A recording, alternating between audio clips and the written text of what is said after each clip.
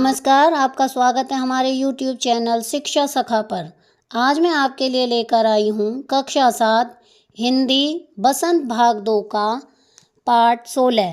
पाठ का नाम है भोर और बरखा। पिछली वीडियो में मैंने आपको पाठ 15 नीलकंठ पाठ का सार, प्रश्न अभ्यास और बहुविकल्पीय प्रश्नोत्तर करवाए थे। अगर आप मेरे चैनल पर नए हैं और अभी तक आपने मेरे चैनल को सब्सक्राइब नहीं किया है तो प्लीज़ सब्सक्राइब कर लें और बेल आइकन को ज़रूर दबाएं।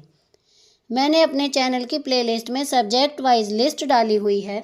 आप जिस भी लेसन को पढ़ना चाहते हैं या देखना चाहते हैं मेरे चैनल की प्लेलिस्ट में जाकर उसे देख सकते हैं। तो सबसे पहले हम भोर और बरखा पाठ को पढ़ेंगे।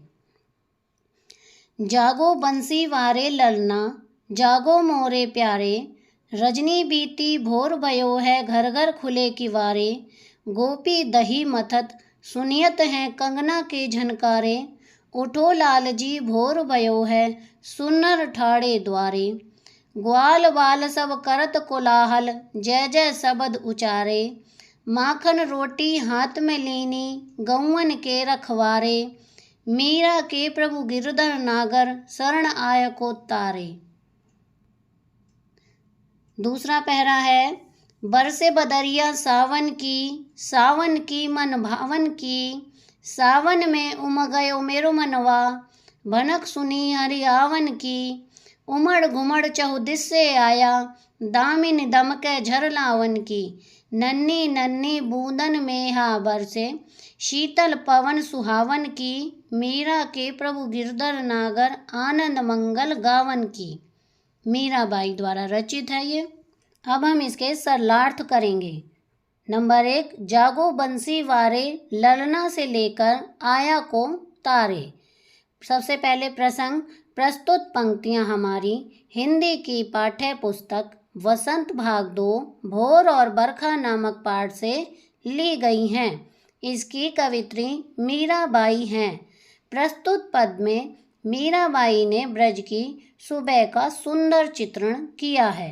सरलार्थ, मीराबाई कहती हैं कि यशोदा माँ अपने पुत्र को सुबह सवेरे जगाते हुए कहती है कि मेरे बांसुरी वाले कृष्ण अब जाग जाओ, रात बीत गई है, सुबह हो गई है, ब्रज के लोगों के दरवाजे खुल गए हैं, गोपियाँ दही को मथकर मक्खन निकाल रही हैं, उनके कंगन की आवाज़ सुनाई दे रही है, श्री कृष्ण उठो, अब सुबह हो गई है, सभी देवता और मनुष्य तुम्हारे दर्शन के लिए द्वार पर खड़े हैं, सभी ग्वाल बाल इकट्ठे होकर शोर कर रहे हैं और तुम्हारी जय जयकार कर रहे हैं। तब श्री कृष्ण जी उठकर अपने हाथ में मक्खन रोटी लेकर गायों की रखवाली के लिए चल पड़ते हैं। मीराबाई कहती हैं कि गोवर्धन पर्वत को धारण करने वाले श्री कृष्ण अपनी शरण में आने वालों का उद्धार करते हैं। दूसरा पहरा, बरसे बदरिया सावन की से लेकर गावन की तक। प्रसंग, प्रस्तुत पंक्तियां हमारी हिंदी की पाठ्य पुस्तक वसंत भाग 2 मीरा द्वारा संकलित भोर और बरखा नामक पाठ से ली गई हैं। इसमें मीराबाई ने वर्षा ऋतु में श्री कृष्ण के आने की संभावना को व्यक्त किया है। सरलार्थ, मीरा कहती हैं कि सावन के बादल बरसने लगे हैं। सावन के ये बादल मन को अच्छे लगते हैं। जब से मीरा को कृष्ण जी के आने का पता चला है तब से उसका मन उमंग से भर गया है।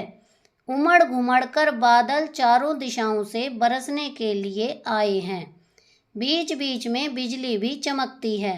छोटी छोटी वर्षा की बूंदें धरती पर पड़ रही हैं और ठंडी सुहावनी पवन चल रही है। मीरा के प्रभु श्री कृष्ण जी हैं। उनके आने का समाचार सुनकर वह मंगल गीत गा रही है। अब हम इसके प्रश्न अभ्यास करेंगे। पहला प्रश्न है, बंसी वारे ललना मोरे प्यारे लाल जी कहते हुए यशोदा किसे जगाने का प्रयास करती हैं और वे कौन कौन सी बातें कहती हैं। उत्तर, यशोदा माता श्री कृष्ण को जगाने के लिए उन्हें लाड़ भरे स्वर से बंसी वारे ललना मोरे प्यारे लाल जी कहती हैं। वे कहती हैं कि सुबह हो गई है, गोपियां दही मथ रही हैं, उनके कंगन की आवाज़ आ रही है। सभी तरफ जय जयकार शब्द का उच्चारण होने लगा है। प्रश्न 2, नीचे दी गई पंक्ति का आशय अपने शब्दों में लिखिए। माखन रोटी हाथ में लीनी गौवन के रखवारे। उत्तर, यशोदा माता के प्यार से जगाने के बाद गौओं के रखवाले श्री कृष्ण ने अपने हाथों में मक्खन रोटी ले ली है। प्रश्न 3, पढ़े हुए पद के आधार पर ब्रज की भोर का वर्णन कीजिए। उत्तर, ब्रज की भोर बहुत सुहावनी है। सुबह घर के द्वार खुलते ही सभी अपने अपने कामों में लग जाते हैं। गोपियां दही चलाने लगती हैं, उनके कंगन की आवाज़ आने लगती है, बच्चे खेलने लगते हैं, सभी जय जय के शब्दों का उच्चारण करते हैं। प्रश्न 4, मीरा को सावन मन भावन क्यों लगने लगा। उत्तर, सावन के महीने में काले काले बादल छा गए हैं, बिजली चमकने लगी है, ठंडी हवा चलने लगी है, नन्ही नन्ही बूंदें बरसने लगी हैं। ऐसे में मीरा को श्री कृष्ण के आने का पता चला है, इसलिए मीरा को सावन मन भावन लगने लगा। प्रश्न 5, पाठ के आधार पर सावन की विशेषताएं लिखिए। उत्तर है, सावन के आते ही आसमान काले बादलों से घिर जाता है, बादल भी उमड़ घुमड़ कर आ जाते हैं, बिजली चमकने लगती है, ठंडी ठंडी हवा बहने लगती है, छोटी छोटी बूंदें गिरने लगती हैं। सावन का महीना मन को भाने वाला लगता है। बहुविकल्पीय प्रश्नोत्तर। पहला प्रश्न, भोर और बरखा किस प्रकार की विधा है। क, नाटक, ख, कहानी, ग, उपन्यास, घ, कविता। उत्तर है घ, कविता।